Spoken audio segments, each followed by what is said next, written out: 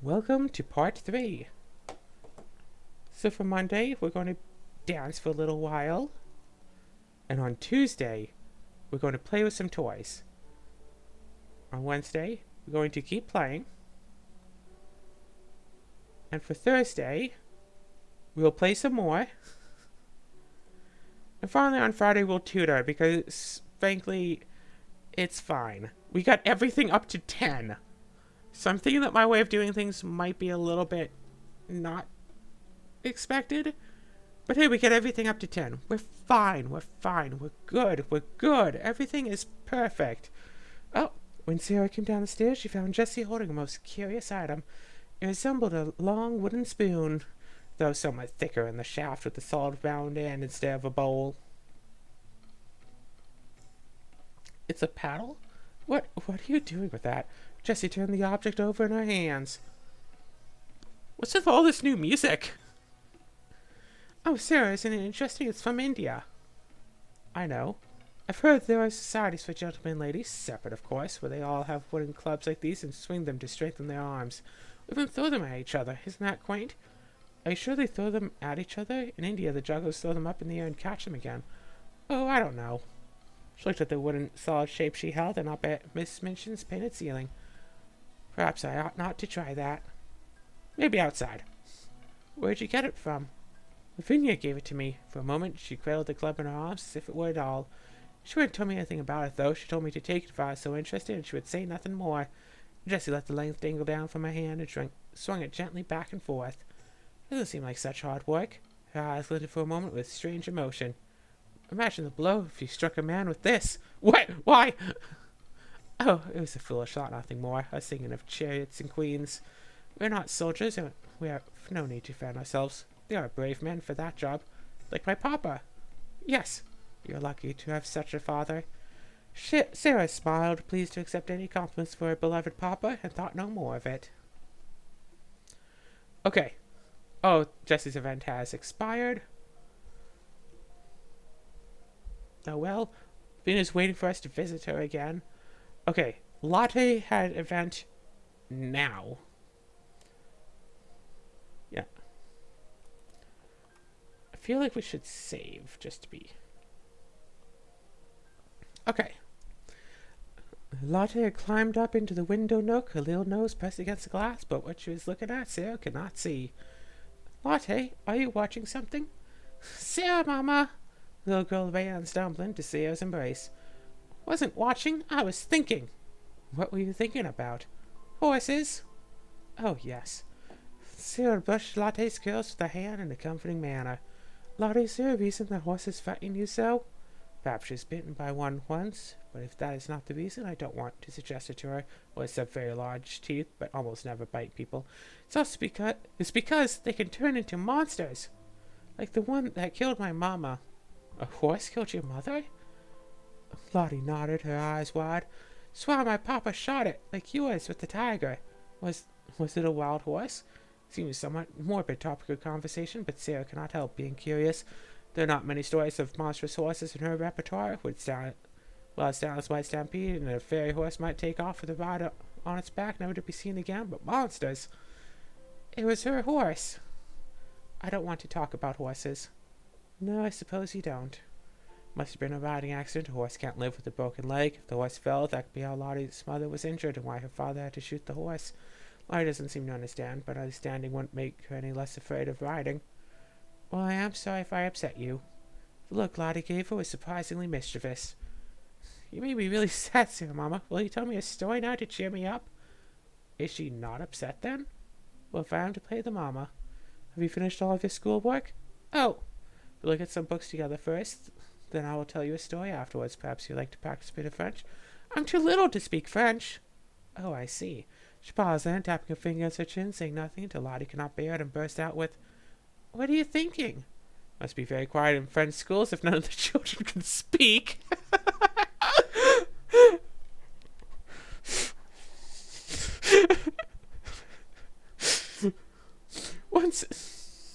Once again, Miss Minchin prepared to lead her students back from church to the safe confines of the seminary. However, it so happened that on this Sunday she caught sight of someone with whom she had business to conduct. Keep it together now, girls. Form a line and wait here. Lavinia, dear, I am counting on you to maintain order. I'll be only a few minutes. Yes, Miss Minchin. Miss Minchin walked away. Lavinia raised her chin with pride. She did not notice the conversations going on around her. Look, Sarah, Mama, why is that tower so high? That's where they keep the church bells. They lift them so high so that they can be heard from far away. There's a man who lives up there at the tower keeper. Gosh, that's tall! It's his job to keep over the bells and keep them clean and ready to ring. He lives there? He never comes down? She did not know how the tower keeper spent his days, but she had heard of wise men in India who kept vigils and of Christian starlights who lived atop pillars. No, never. The priest bring him food and water so that he never has to look down. He tends the bells and he thinks about God. Because so high up in the sky, sometimes if he's very lucky, the clouds part, he can almost catch a glimpse of a land beyond. The shining city and the fields of lilies? At this point, Lavinia noticed the two of them standing with the necks craned back. Crew, whatever are you doing? You are gawking like foreigners. Sarah and Lotte lowered their heads, though not, in Lotte's case, without protest. We are looking up at heaven, where Mama's I. Live in a city with golden streets and fields of lilies that everyone gathers, and they watch over us and whisper to us, and they visit the man in the bell tower, Sarah told me. You wicked thing, making up fairy stories about heaven. There are much more splendid stories in Revelation. How do you know mine are fairy stories? You're lying. You didn't get that story from the Bible. Read it for yourself. Streets of gold and gates of pearl and many more things besides. Perhaps the lilies are my own invention, and perhaps they aren't, and I can tell you, you will never find out whether they are or not if you're not kinder to people than you are now. Oh, God. Burn!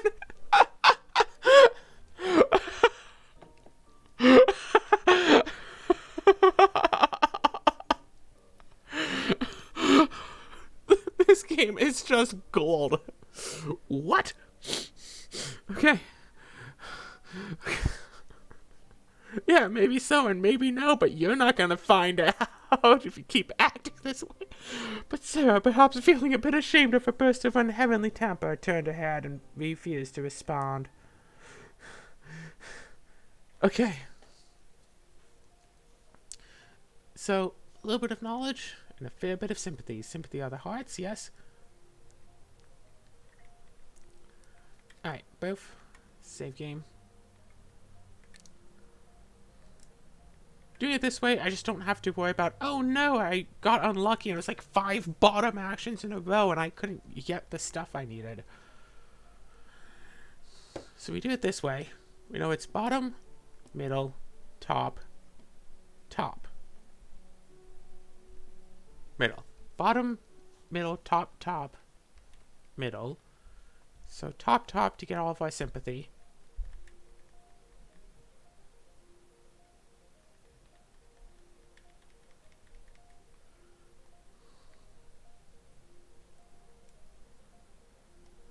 Okay.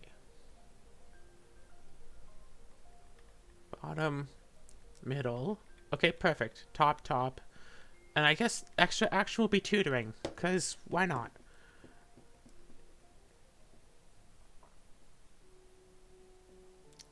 Ta-da! Everything's at 10, we're good. Sarah had been out in the town buying a new book, and as she rode in the comfortable carriage back to Miss Minchin's school, her mind was filling up with stories and histories. Quite unconsciously, she descended the carriage steps with the grace of a queen, looking much grander than she might have imagined if she were the sort of girl to think a great deal about how she looked. As Sarah crossed the pavement, she caught sight of a dingy little figure down on the servants' area steps, a girl with a soot-smudged face peering up at her with wide eyes. Oh, aren't you adorable? Something in the eagerness and timidity of that smudgy face made Sarah look back, and when she looked, she smiled, because it was her way to smile at people. The eyes weren't even wider, as if afraid he ought not to have been caught looking at a pupil of importance. The maid, if that was what she was, turned and scurried back to the kitchen, vanishing as quickly as the reverse Jack-in-the-Box. Poor little forlorn thing. I wonder who she is. Oh gosh, 8 vigor. Wow. What are we going to do? Oh, are you going to play horses? play with horses? Alright, Latte, let's do the thing.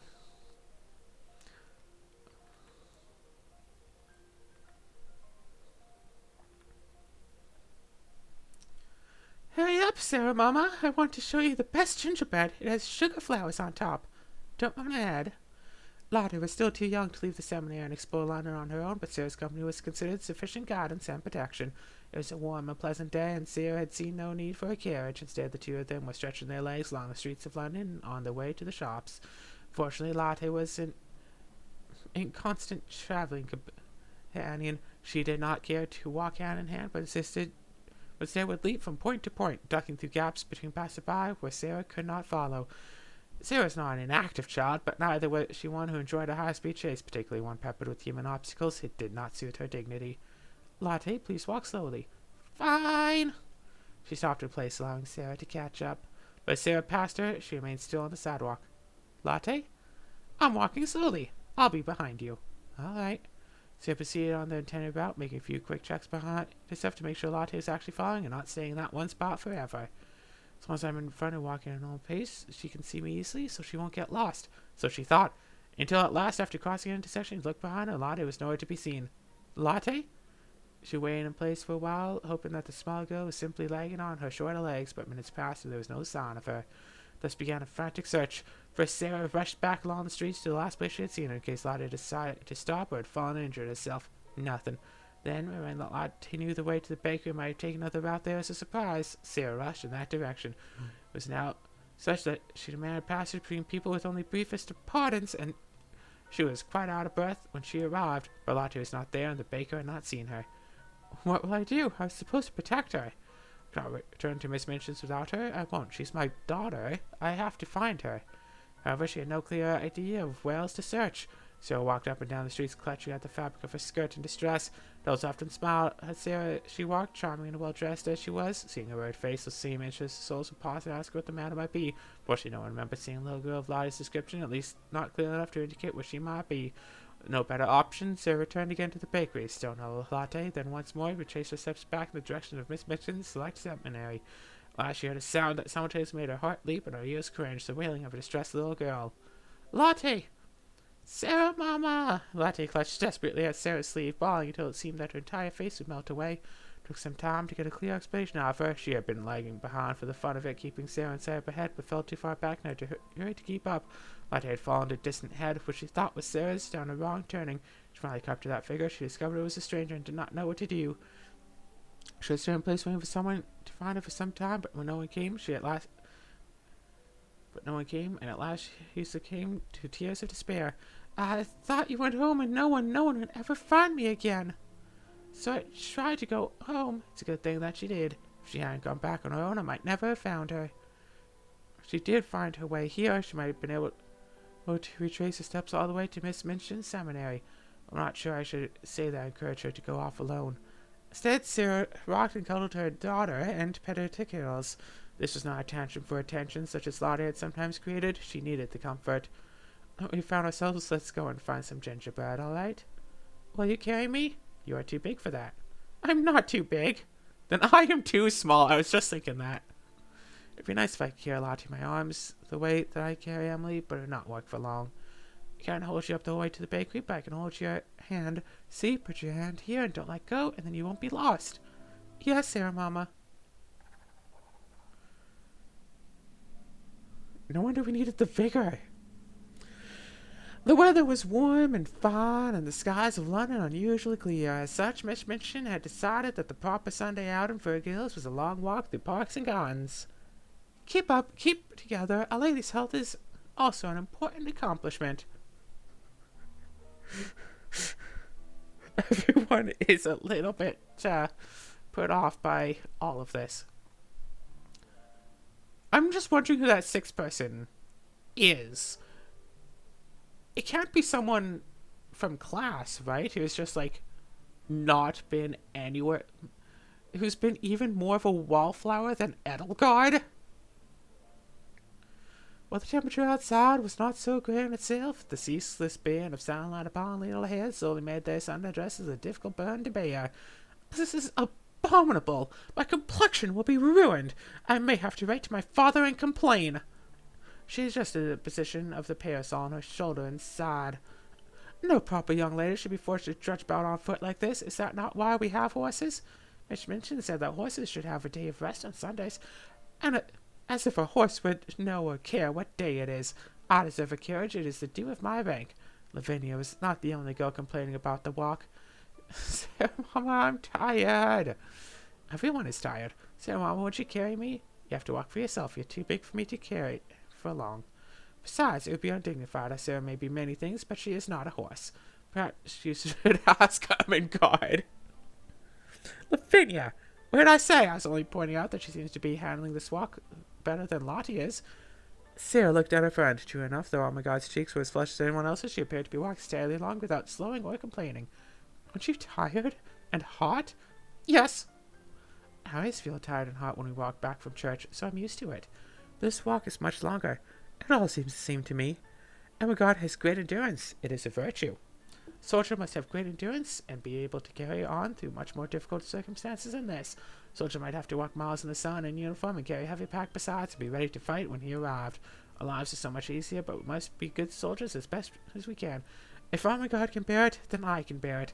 If Jessie can bear it, then I shall have to bear it." "What's that supposed to mean?" "What did you mean?" "Nothing. I don't want to bear it. I want someone to carry me." "You have legs. Use them, the same as we are." "I don't want to." "No one is going to carry you, so if you don't walk, you'll be left here all alone. And it'll get dark and the tigers will come out and eat you up." "Ah! There aren't any tigers in London. You oughtn't to make things up like that." "Well, she likes it when Sarah makes things up." Sarah spoke quickly to head off the threat of Lottie deciding to cry and fuss. "We'll have tea later in my rooms, and I will tell you stories. First we must return to the school, which means we must walk." Lottie sighed and carried on. I should have taken a screenshot of that. Okay, I just need vigor, and that is it. I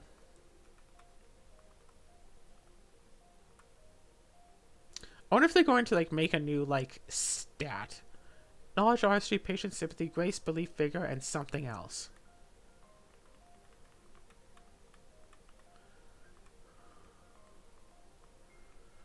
Actually, is there... Okay.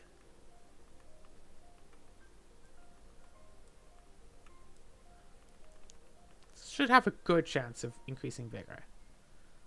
No. Bottom, middle, middle, top, middle. Bottom, middle, middle, top. I think that was middle. Bottom. Interesting. And then middle.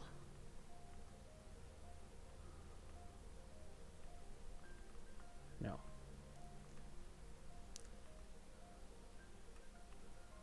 Bottom, middle. I think it was middle and then like top. And then middle again. Which means we can't double the vigor. Which means we can't get it all the way up to 8 because the only bottom was there. Was that it? Bottom, middle, middle, top, middle. So you got like 5. Most we could get given these circumstances. The greatest power Sarah possessed was the power of telling stories and of making everything she talked about seem like a story, whether it was one or not. It was that power which Lavinia and certain other girls were most envious of, and at the same time most fascinated by in spite of themselves.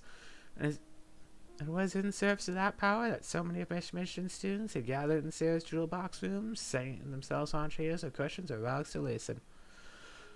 Princess sat on the white rocks beside the lagoon with the shining white lily in her hands, and as she turned it this way and that, she watched its reflection dance across the water below. The waters of the lagoon lay still, crystal clear and green as glass, but the princess could only see her flower in the reflection, and never herself. So she looked and she looked until at last she saw her face in the waters. Not her face, but the face of a merman. Sarah went on to tell of the courtship between the princess and the merman and prince, and the girls who listened sighed sweetly and leaned their cheeks against their hands over each other.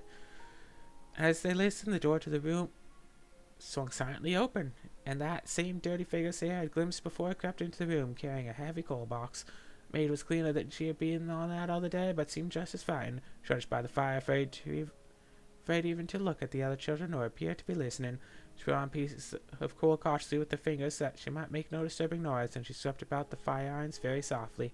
But Sarah saw that she was doing her work slowly in hopes of catching a word here and there. Realizing this, she raised her voice and spoke more clearly. The princess took her seat in the great clear bubble carriage, and a team of 6 seahorses pulled her into the ocean, their harnesses woven with pearls. Down into the sea they dove. At first the water grew dark, and the princess was afraid, but then, far below, fluttering and rippling through the depths, there shone a light.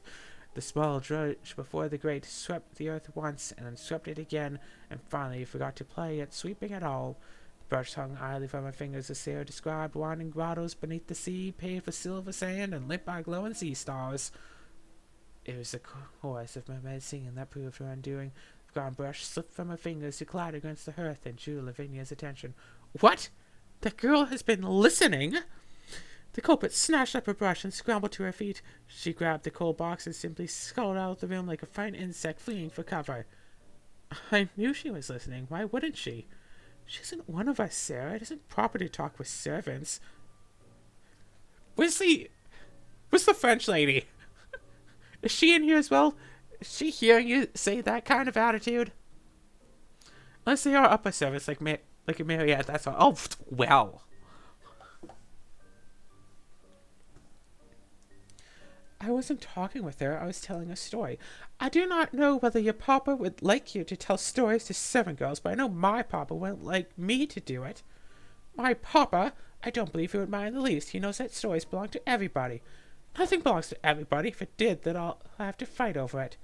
Only Loyal Armagard took Sarah's side. What about Latte? I think Sarah should tell stories to whomever she wants to tell them. You wouldn't think it's wrong if she told stories to Tybalt, would you? I should think it rather odd if she were telling stories to a cat. Oh, please, Sarah, Mama, finish the story. Sarah looked at the room full of eager, upturned faces. No one wished to follow and harass the fleeing maid, but no one wished to go and invite her back again either. She would continue her fairy story, but she would not forget. Still not available. 8 sympathy, which we have, but week 14. Oh! Next event, last chance. Okay, you know what? Fine, last chance. Oh my god, what do you have?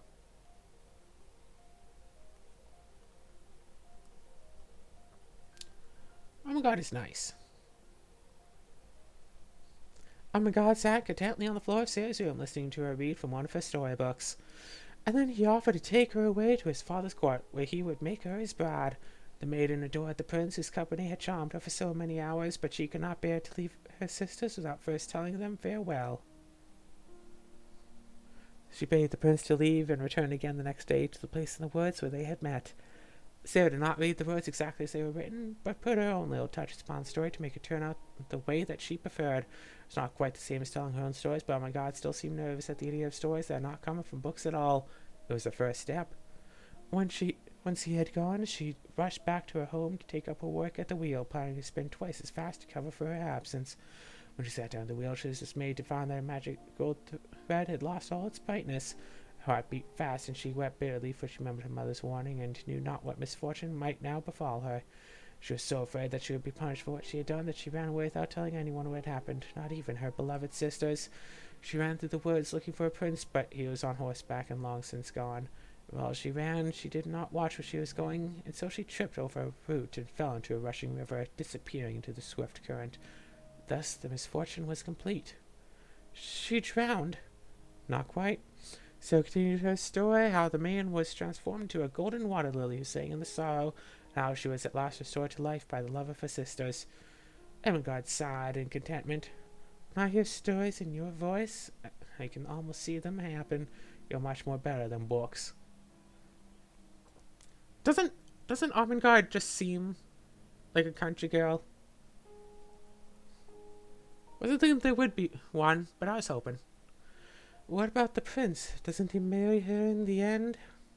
He rode over the bridge by the river and heard her singing, but he didn't do anything to save her. It was her sisters who loved her enough to look for her when she was lost. I thought princes were always heroes. Anyone could be a hero in the right circumstances. I don't think I could. Guard looked around Sarah's room, decorated as it was with the best of at least 3 countries, dependable England, refined France, and exotic India. Do you miss being in India, Sarah? Of course. Yes, of course. It was my home, and I was happy there. I had my home, and my pets, and my ayah, and the skies were never foggy and grey like they are here in London. I loved living there. Once again, I will say, I will mess up pronunciations, but I'm not necessarily doing it on purpose. I just don't know how certain things are pronounced.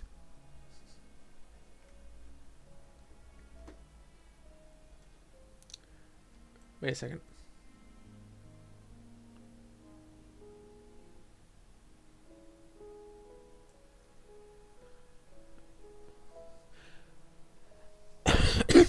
But I love it most of all because it is where my papa will be.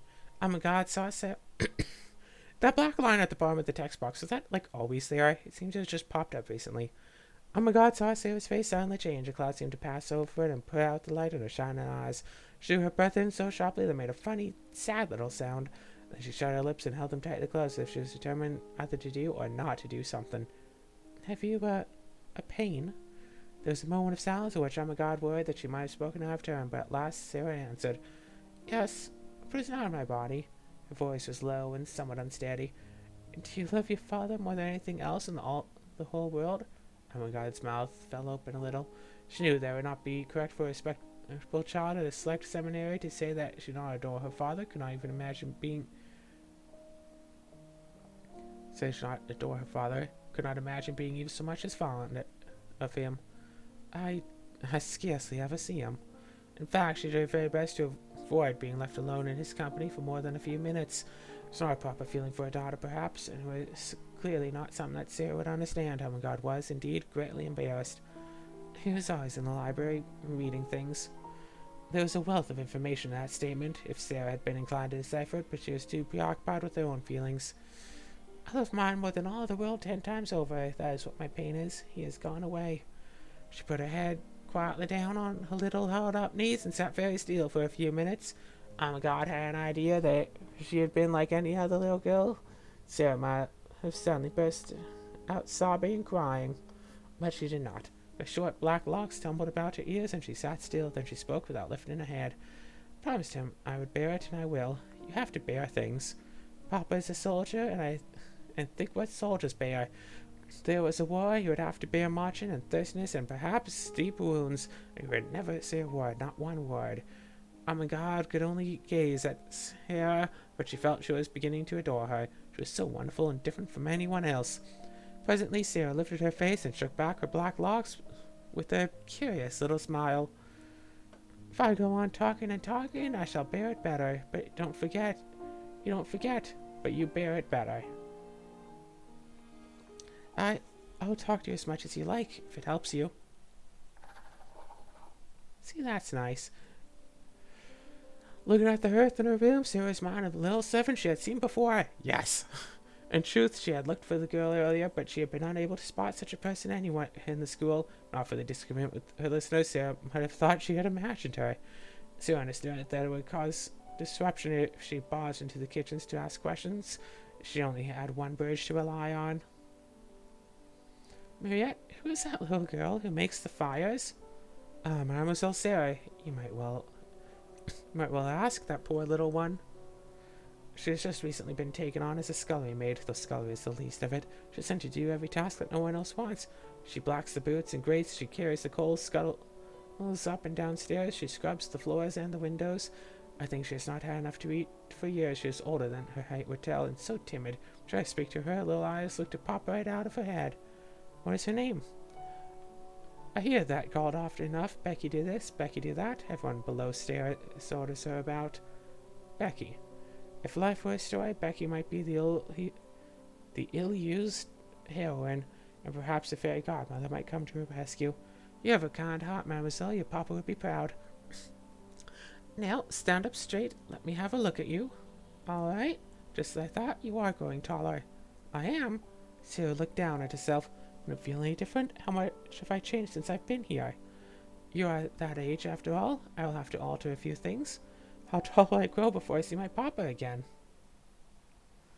Okay, so we need some more vigor, and we need a fair chunk of belief. Alright, yeah, no safety here. Whew. No, I'm having some water. Mid-episode water. Let's do this.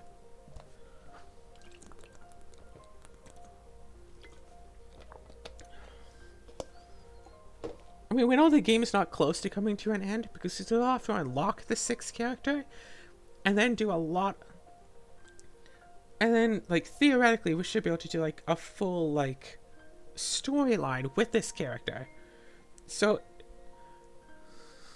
however much story options the character has, we need at least that much time after we eventually meet her. So, let's see.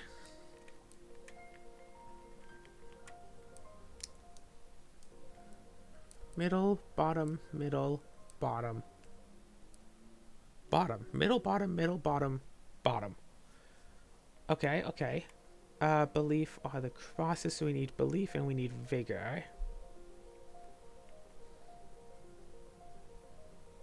Okay, middle, bottom, bottom.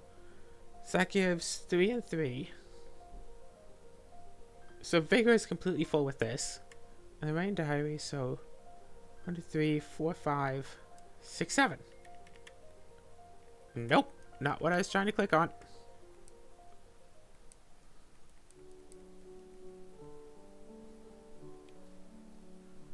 Ta-da! Worked out perfectly.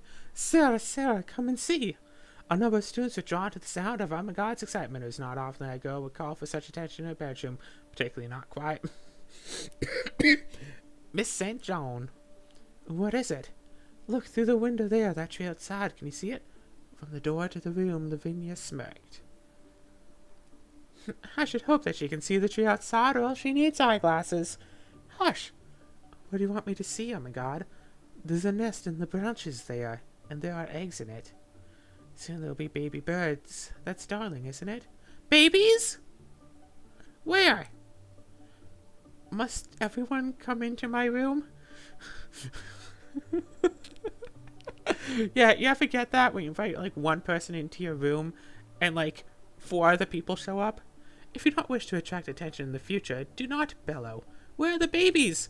They're still inside the eggs, Latte. There will be baby birds sometime in the future. Can baby birds see inside eggs? I don't know. No, I think they're asleep. Wouldn't it be wonderful to have a bird for a pet? You could feed it from your hand, it would sing to you. Baby birds are not wonderful. They're horrible pink-skinned monsters with no eyes. Disgust. I mean, they have eyes. And, you know, most of the people here have pink or some shade of pink skin. Monsters? No, they're not very pretty when they're born, but they change as they grow up. A lot of things do. Soon little birds are covered with fuzz all over. Fluffy chicks are adorable. Yes! Gosh, was it my cousin? One of my cousins had chickens, and they had like a little like baby like kiddie pool, like with like a nice big heating lamp with like a bunch of little baby chicks in there. They just looked so soft. It was adorable. I tried not to get attached at the time, but still, they were so cute. But then they grow up and learn to fly. Even if I tried to keep a bird as a pet, it would probably fly away. There are people in India who get parrots as pets, not even in cages. They could be trained to ride on someone's shoulder. My papa knew a man who gave his bride to be a parrot that he taught to recite love poetry to her. That is so adorable. How romantic. I don't think a bird is a very romantic gift. What if she didn't want a pet? What if it pulled her hair? Lavinia reached out and tugged at a strand of Jessie's long red hair. Right? My beloved is mine and I am hers. She feedeth among the lilies. Right? Stop that. She swatted Lavinia's hand away. I don't know if the music is good. Are you going to take one of the eggs out of the nest to raise it? Oh no, that wouldn't be right. Little birds need their parents to survive. Jessie combed her hair back into place with her fingers. I listened until their parents shoved them out of the nest. Birds do that, don't they? Do they, Sarah Mama? Only when it's time for the young ones to learn to fly. After all, they can't stay eggs forever. Okay. No, I want Mariette, but Almond God is... Oh, gosh. Yeah, no, Mariette. But prime focus so far, at least, is on Lottie. But that would be next week, and I need 8 sympathy. Which, going with Grace won't take up that sympathy. It'll take up some knowledge and some grace. Sarah was curled up in a soft, comfortable chair with a book, while Mariette moved about around the room, neatening cushions and setting items on shelves into orderly alignments. It was a book detailing life in faraway America and 4 sisters who are growing up into women. Is that a real book? Do I know that book? The Sisterhood of the Traveling Pants? No. Sarah found it well written, but less exciting than the histories and fantasy she preferred. It's unfair for me to judge them too quickly. Perhaps they will have adventures when they are older. I have not had so many adventures myself yet, but I hope that I will someday. As she turned the pages, she became aware of a faint musical sound elsewhere in the room. Mariette was humming to herself. Okay, listen, if someone hums to themselves and it sounds like that...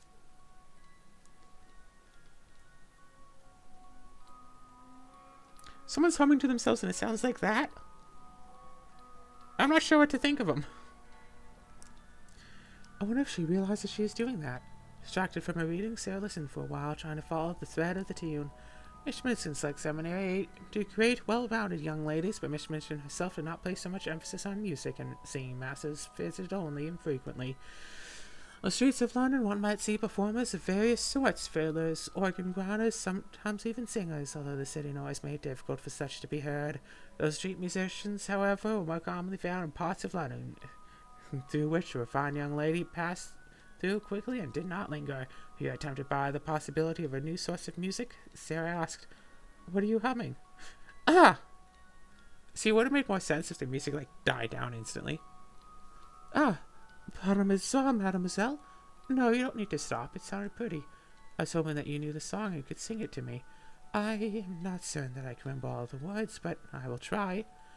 In a breathy voice, Mariette began to sing what must have been a children's nonsense song about a beautiful lady who was in fact a beautiful slice of bread living in a palace of butter.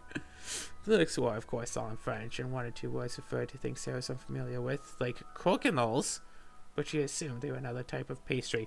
Okay, you know what? We have the power of the internet.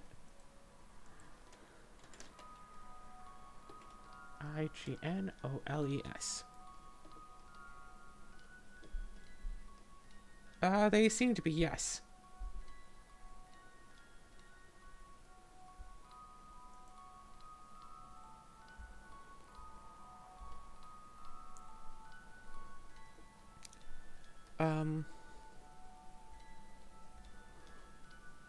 It's a desert that takes on several different aspects. Francois Rabelais quotes it in his novel. Alright. There are dry cakes. It's a kind of donut made from eggs, butter, sugar, flour, and milk, cooked with deep frying and fat. Take the form of rectangles, tongues, branches, twists, and braids. They are sometimes dusted with powdered sugar. They are most often made in the winter and were once a popular dessert or snack. See, we can learn stuff here. I've been talking for too long. My voice is going bad. I would love to keep playing this, but I think I have to take a break eventually. Perhaps I should have Mariette buy some for us if she can find them in London. There are likely to be more French bakeries here than in India. Mariette's voice trailed off amidst a pile of confections. Ah, well, you see how it is, yes? I am sorry, it is not a proper song. I think it is a darling little song. Where did you learn it? It would be really nice. Hard to do for a Switch game, easier to do for a PC game. If there are, little things that you could be like, hey, click here, and, you can see what, brings it to, a list. Yeah, it'd be, a website, for the game. It's like, hey, you can see, what the song is. Here is someone... a French person actually singing it, and then here it's the original French lyrics and the translated lyrics that hyperlinks oh, what is a coconut? Click on that and find out, kind of a thing. So you can just go through. I spill. go through all of it and all that, and you'd be like, oh, what is this about horses? Like, boom, click on that. Like, because there's so much that you could potentially learn from this.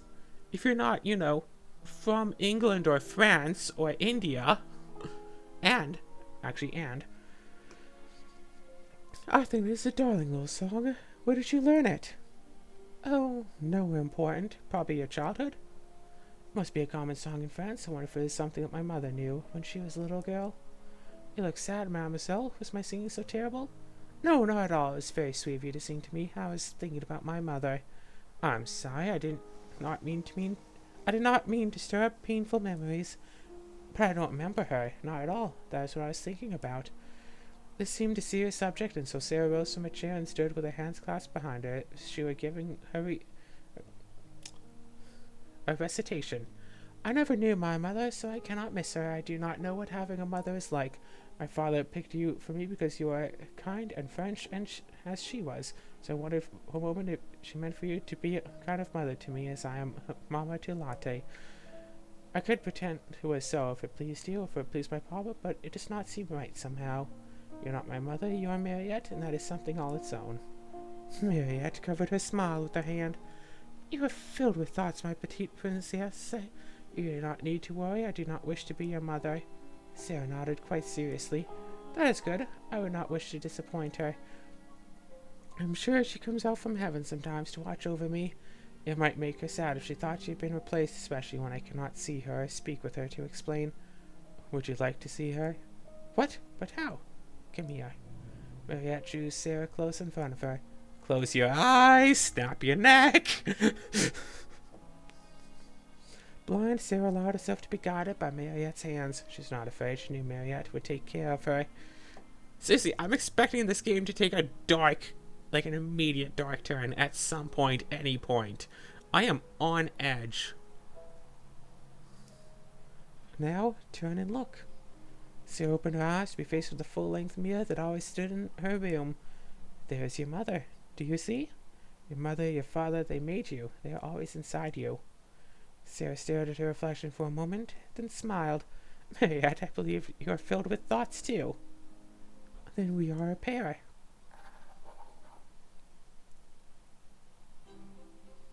Girls, gather round, if you please. Today I have arranged a special outing for your edification. We will be attending the British Museum of Natural History.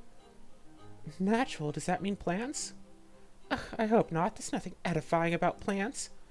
It could be interesting to attend a museum of plants with people who know all about them and can tell their stories. You mean gardeners? Maybe we'll get to play in a garden? Probably not, Latte. Quiet now. Form up. Let's go.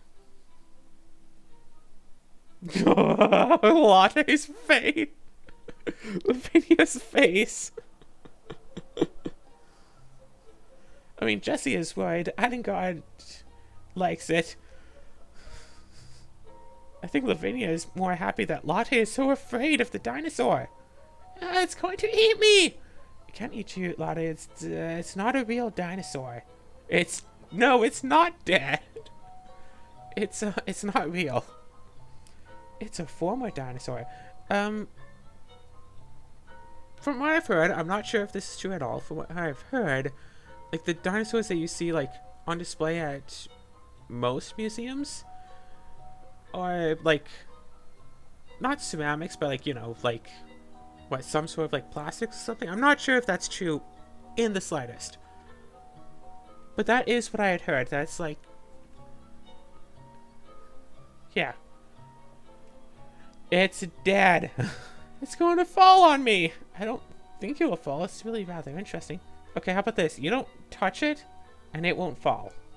It's an amazing find. It's disturbing. It's a monster. It's marvelous. Jessie shivered and took Latte's hand in hers. Come on, let's go find someone to look at that isn't dead. I think that everything in the museum may be. Well, then we will look at the walls. Oh, you mean the dead trees? They are rather pretty walls. You look at the exhibits with me, won't you, Sarah? Yes, of course. Are you coming, Lavinia? No, I want to look at this one a while longer. I'll catch up with the two of you in a few minutes. Two? You are here, aren't you? Right! The two of us? Whatever do you mean? So I wonder if this is the first time Lavinia had ever preferred Ermengarde's company to Jessie's. Alright. 3 knowledge, 4 grace. This should be easy, right? Yeah, saving the slot just in case something were to happen. And it like goes on the next area and I can't just back my way out. So top, middle, bottom, bottom, top. Okay, top, middle, bottom, bottom, top. Cool. I recited back to myself so I remember. So top, and that's all of our knowledge. Middle, bottom, bottom, top. So we get 2 of our 4 grace that we need here. Okay, so this is a middle. No. No. Sure. Okay, okay. 2 of our 4 grace. We have 3 of it. So bottom action grace.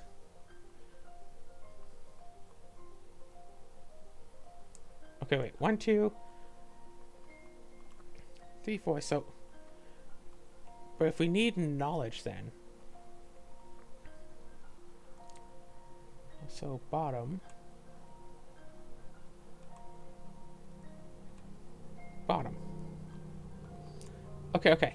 We need 3 knowledge that we're getting from both of these. Boom, boom. That's tons of knowledge. Both of these are on top, so we get all 4 grace here. And this is something else, so let's, I don't know, tutor or something.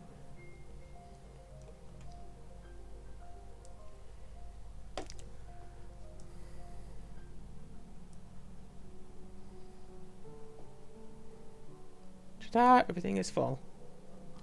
Sarah's awoken from her sleep by the sound of knocking. Huh? Que se passe-t-il? It's alright, I'll get the door. Latte? Sarah, Mama! The younger girl clung to Sarah.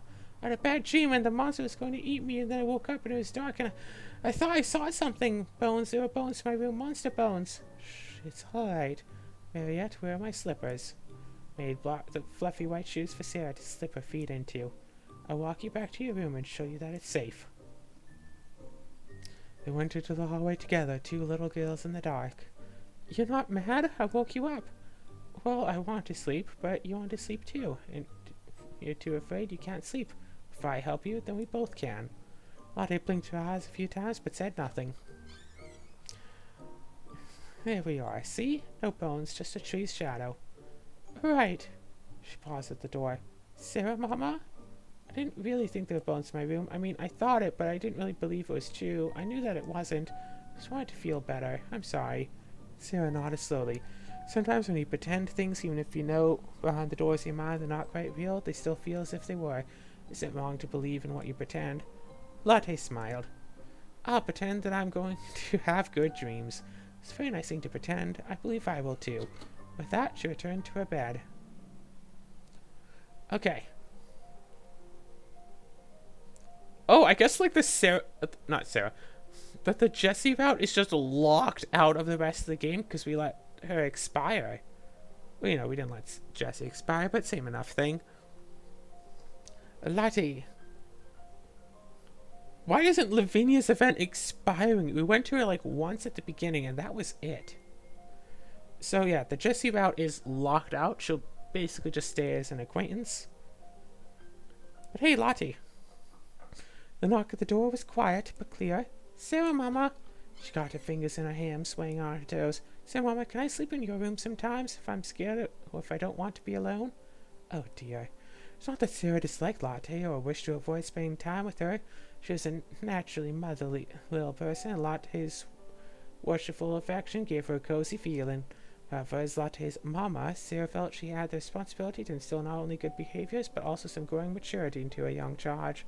Tantrums and nightmares were expected from infants, not from young ladies. Miss Minchin had already hinted that Lotte's place of ceremony might be forfeit if her temper did not improve. Everyone has their own room here. Isn't it proper for students to sleep alone? But you don't. You have Emily and Mariette already. Can't you have me too? They each have their own beds. They don't share mine. And you have your own bed in your room. I'm all alone in there. What if I get scared? I don't believe that you're that easily frightened. I've seen you with the horses. They don't scare you as much as they used to. That's a good thing. It means that you are growing up just as you should. But Latte's chin wrinkled up as she pinched her lips together in a sulk. Your room is so pretty and nice. I want to live here with you. Why can't I? I'm little. I can fit in the corner. I don't need much space. You can stay in a corner, but all of your things can't. You would miss your clothes and your toys. Latte scowled. You're being too hard on her. She's not used to being thwarted, and I don't want her to be sad. Latte, I don't believe that you need a guardian in the night for your bad dreams because you're too clever for that, and I don't want you to live in my room all of the time. Latte's lip began to quiver threateningly. I do like having you visit me. If you wish to stay in my room once in a while as a special visit, then that would be all right. Tonight? Can I visit tonight? May you? May I, Sarah-sama? Yes, you may. It was odd, Sarah mused, having another girl in her bed. Odd, but not in... Oh, it's so cute! Odd, but not entirely unpleasant. I want to take a screen. I forgot I'm on the Switch. I can do that.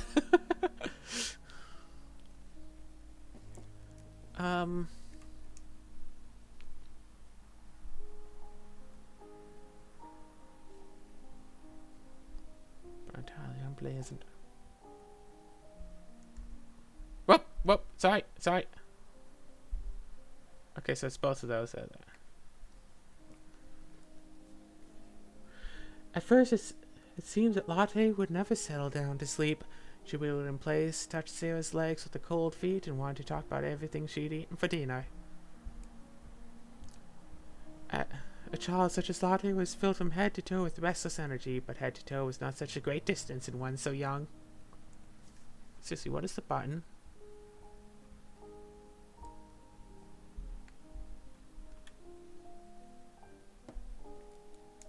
There we go! It's the minus sign.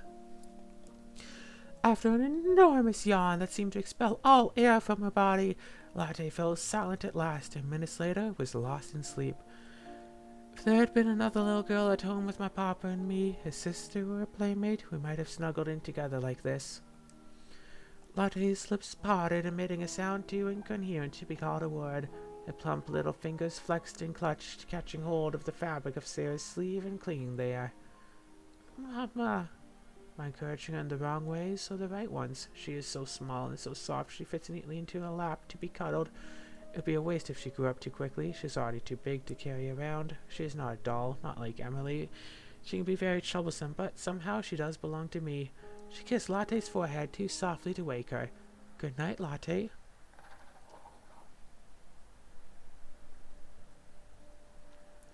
Mademoiselle, hold out your arms like so, if you please. Sarah extended her arms, letting them drift into ballet second position. Now over your head, so I can see the fabric stretch. Mariette was making the final adjustments to Sarah's new pink dancing frock, after pointing out that Sarah's change in height meant her old ones no longer fit just so. Ah, a touch just there. Take it off again, if you please, and I'll have it done before your next lesson. Sarah wiggled free of the soft fabric and handed it over. Such a beautiful color, and the skirt is so light. Dancing in that, I shall feel like a pink butterfly floating on the breeze, or a fairy princess with wings like rose petals.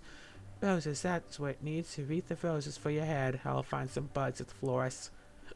Mental picture of herself decked out in a pink fancy frock with a crown of flowers is so delightful that Sarah laughed out loud. Sometimes life is so beautiful, I wonder if I have pretended it into being. Mademoiselle does have a very good imagination. No, it is the magic. The magic shapes our lives and makes everything wonderful. Sarah's heart was lighter than a feather. Okay, listen, we need a lot of sympathy here.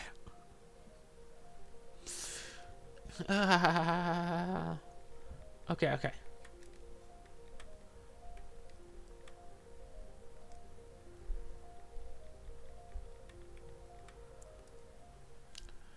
So, top, bottom, middle.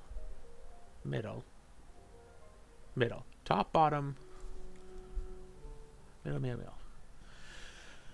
Okay. Sympathy of the hearts, right? Yeah.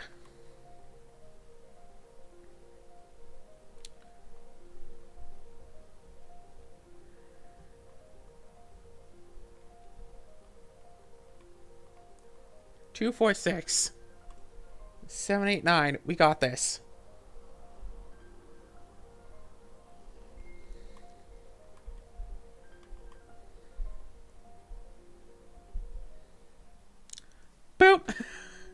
Turns out sympathy can be fast.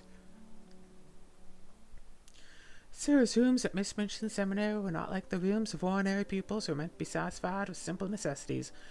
There were pictures and books and curious things from India. There was a sofa and the low, soft chair. Have you ever seen the other room? Emily sat in a chair of her own with the air of a presiding goddess, and there was always a glowing fire and a polished grate. Because the room was such a nice, bright, pretty place, the little scullery maid known as Becky liked to save until the end of her afternoon's work. If luck was with her, she could snatch a few minutes to sit alone in the soft chair and look around, thinking about the wonderful good fortune of a child who owned such surroundings. This afternoon, when she had sat down, the sensation of relief to her short, aching legs had been so wonderful and delightful that it seemed to soothe her whole body, and the glow of warmth and comfort from the fire had crept over her like a spell. Her hard-working young body was tired past the limits of endurance. As she looked at the red coals, a tired, slow smile stole over her smudged face. Her head nodded forward without her being aware of it, and her eyelids drooped.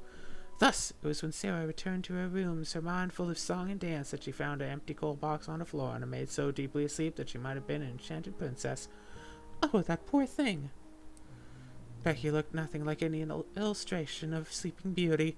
Her gown was stained, her face smeared with soot, and a poor little kerchief hung half off her head. Even her face beneath the dirt was a plain one.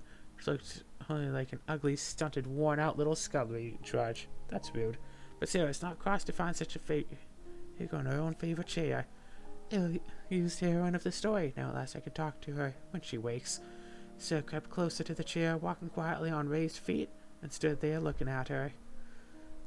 I wish you'd waken herself, but I don't wish to waken her. Miss Minchin will be cross if she finds out. I'll just wait a few minutes. She took a seat on the edge of the table and sat swinging her slim legs. Miss Minchin came looking for Becky. She was sure to be scolded. She is so tired, so tired. At that moment, Sarah's indecision was interrupted by a popping sound from the fire. A piece of flaming coal had broken and shifted. Becky did not realize at first that she had fallen asleep. She only remembered sitting down for a moment in the gentle glow, and now she found herself staring in wild alarm at the wonderful pupil who sat perched quite near her like a fairy. Becky sprang to her feet, clutching at the kerchief to set it right. Okay, what are the odds that Becky is a mute? Kind of hoping for that, just so I don't have to get another voice. 'Cause ouch. Oh, well, there goes that hope. Oh, miss, I ask your pardon, miss. Oh, I do, miss. Sarah put her dainty feet on the ground and stood. Don't be frightened. It doesn't matter the least bit. I didn't go to do it, miss. It was the warm fire and me being so tired. It weren't an impertinence. Sarah broke into a fiercely little laugh.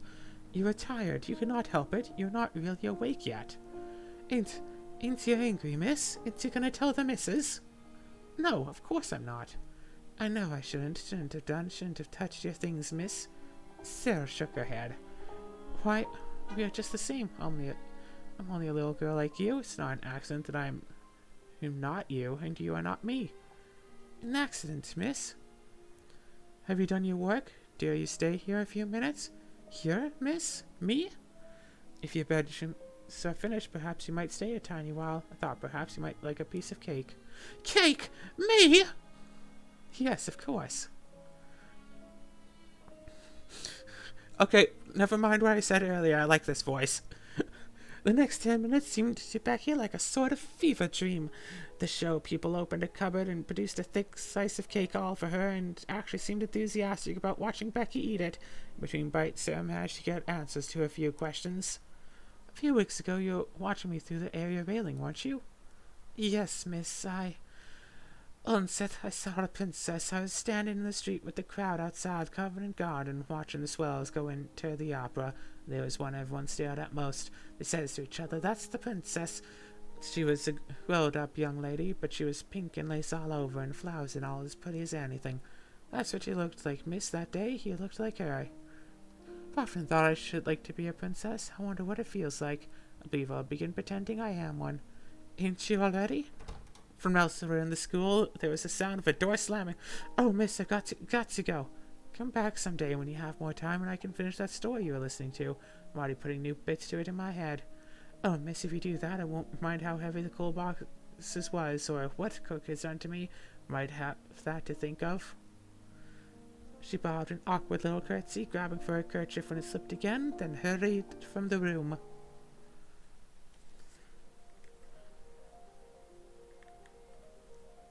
I mean, we have to, don't we? Actually, you know what? Here, let me save the game. But save it to, here specifically.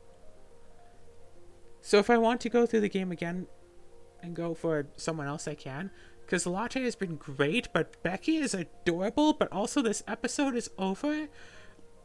Let's have one little Becky episode. Because I can't do another episode right now. Sarah came upon the little maid hard at work in the school corridors. Becky? Oh, miss. She was so startled was she at being addressed that she fumbled the bucket of sooty brushes secured, nearly dropping them. Sarah rushed forward to grab the handle, prevent a spill. Miss, you oughtn't. You muck up your nice dress, you will. It's all right. I'm being careful. Please, miss, you shouldn't. It's not right. Well, you are the expert, of course, so I leave things in your hands. Expert? Aren't you? I'm sure you're good at your work. Never heard it put it that way, miss. Mariette says that everyone below stairs takes advantage of you and asks you to do many things. They ought to thank you and tell you that you are doing a good job. Becky looks so baffled at the idea of being thanked for her labors that Sarah cannot let the matter rest. Is Miss Minchin very unkind to you? You shouldn't say nothing about the missus, miss. Sarah looked up and down the hall, listening. No one is anywhere about. Come into my rooms if you feel safer that way. Oh, I shouldn't, miss. It's my first job, miss. First job in a real house, like. It's hard work, but at night I've got me own room and me own bed. I never had that at the workhouse, miss. You didn't have a bed? Room's full of beds, miss, but more full of girls. Everybody squeezes. It's good in the winter, and it keeps you warm. Sarah did not lack for imagination, but she simply did not have the frame of reference to picture a workhouse dormitory with its rows of narrow beds crammed together. The smallest sleeping quarters she had ever seen were those on board the ship which brought Sarah and her papa to England. Here, sometimes it gets real spooky up top with the wind, but it's still my room, so it's not so bad. The missus ain't giving me the star, but I don't know what I'd do. She's grateful for so little. Listen, are you done with your chores for a while? Would you like to come and have cake again? Oh, miss, I'd like that, but I've got these other rooms still to do, and the curtains, and she looked absolutely crestfallen at the idea of abandoning the cake, but still determined not to give up on her duties. Such unrewarded diligence, Miss Minchin does not deserve her. That's all right, I promise. I'll keep the cake and wait for you. You can come by whenever you are finished for the day. Even if it's evening, miss? There's a whole heap? Heap! It's a whole heap! And cook's sour today. If you work so late, then you need to treat even more, don't you? I'll stop getting in your way now. I don't want to get you in trouble for talking to me. I'll see you later when you can, I promise. Thank you, miss.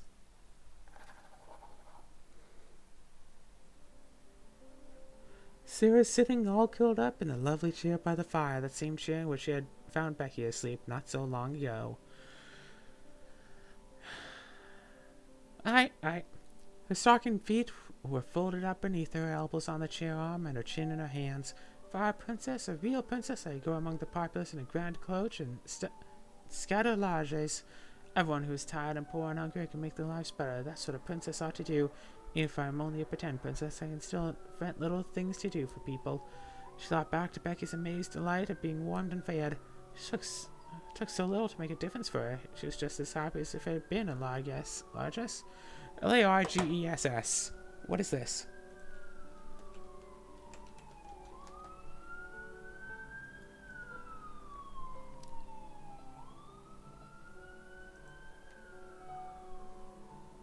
Largesse. A generous gift of money or a generous act of kindness.